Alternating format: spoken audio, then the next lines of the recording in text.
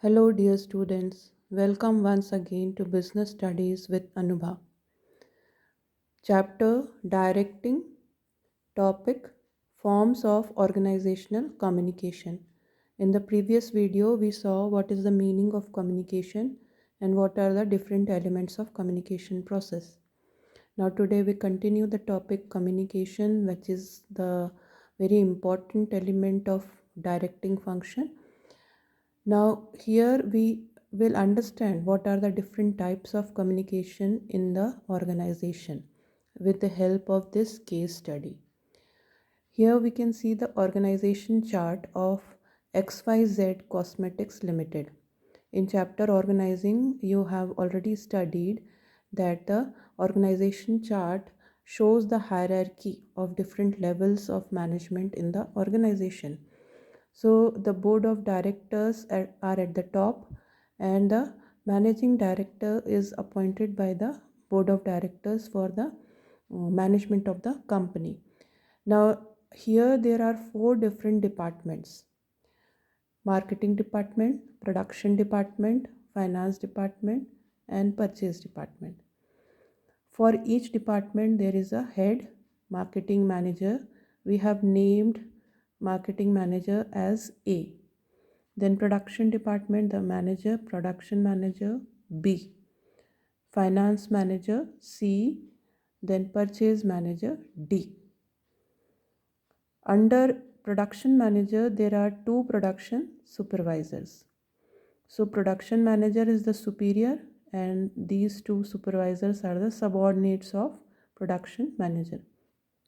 Under each supervisor, there will be many workers.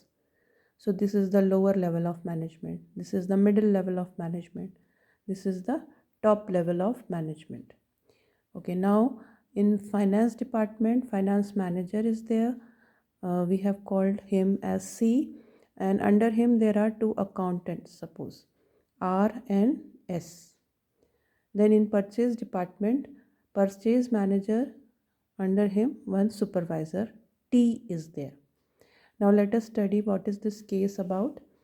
In this organization, the marketing manager, production manager, finance manager, and purchase manager, they coordinate among each other for the smooth production process. Okay, so here the coordination among these four: production, marketing, purchase, and finance managers is at the same level of management, and it is horizontal. So we call it as lateral or horizontal communication, which is a part of formal communication. Why we are calling it formal? Because it is uh, the information or the message flows in the formal chain of command. Here we are calling it as lateral because the communication is between the managers at the same level.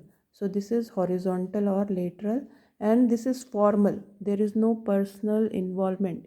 मतलब जो भी इनके बीच में communication है वो organisation के goals को achieve करने के लिए है और एक फॉर्मल लाइन ऑफ कमांड को फॉलो करता है.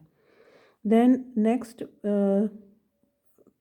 part of the case is that C communicates to R and S. C means finance manager. He communicates to his two accountants. What he communicates about the cash budget. Now, because finance manager is at the higher level of authority and he is giving the information to the lower level, that is accountants. So this type of communication is known as downward communication. Because this is vertical, this is the vertical communication, and since the arrow mark shown downward, the information is or instruction is following from the higher level authority or superior to subordinate, so it is downward vertical communication. And but this is also formal type of communication. Why?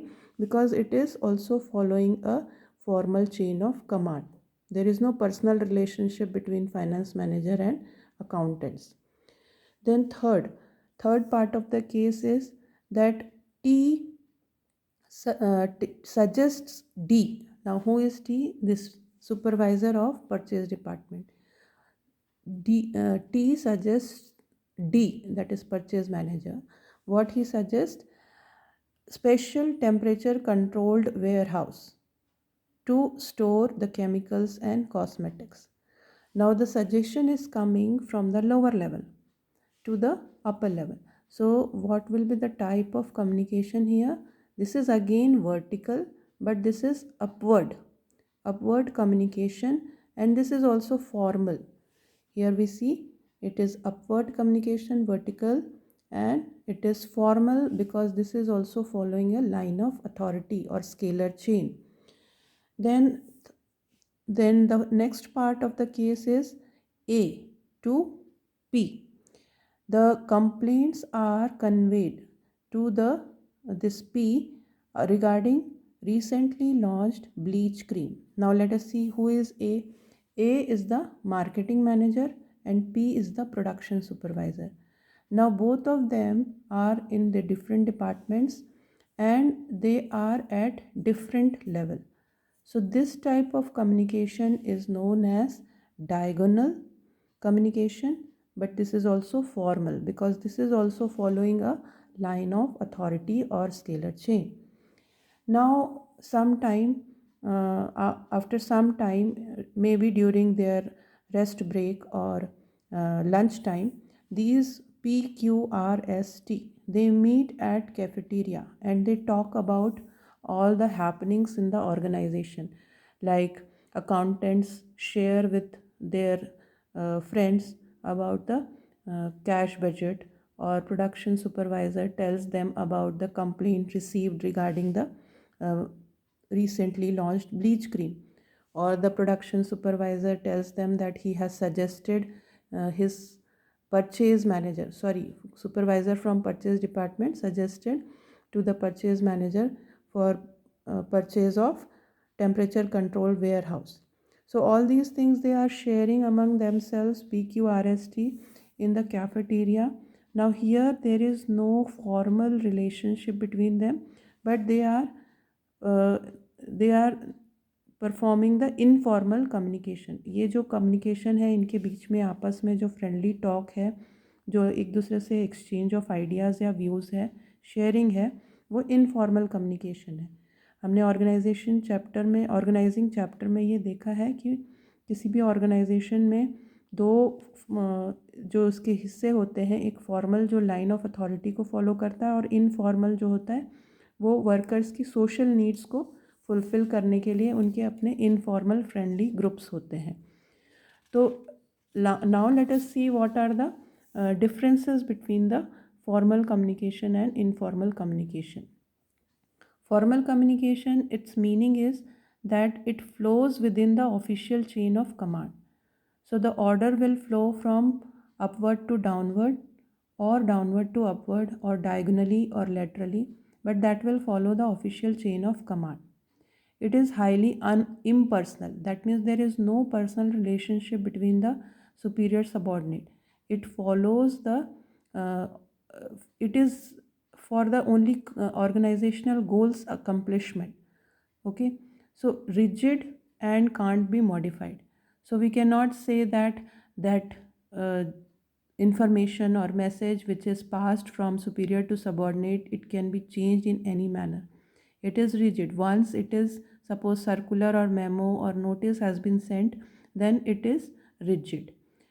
Then formal established line of command. So here the communication follows a formal or established line of command. It will flow from one to other. Suppose we can say that from superior P to Q to R to S. Like this it will flow. So you can see that when the information will flow like this in a scalar chain, it will be slow. Okay, and it fulfills only the need of organization. It does not pay attention to the social needs of the workers or individuals. It is mostly in written because the records are kept. The source of information or message can be traced later when there is any need to check it again. So it is in the written form.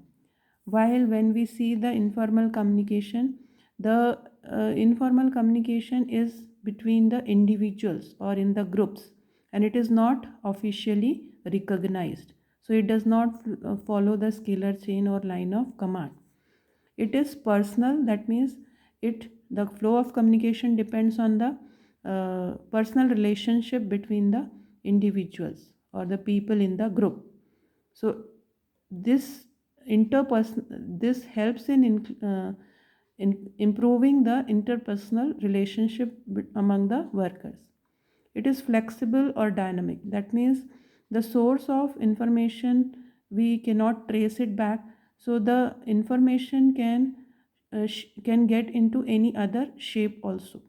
There is no fixed line of command, and it is mostly oral. It fulfills the social needs of the individuals, and it is very fast because there is a free flow of communication.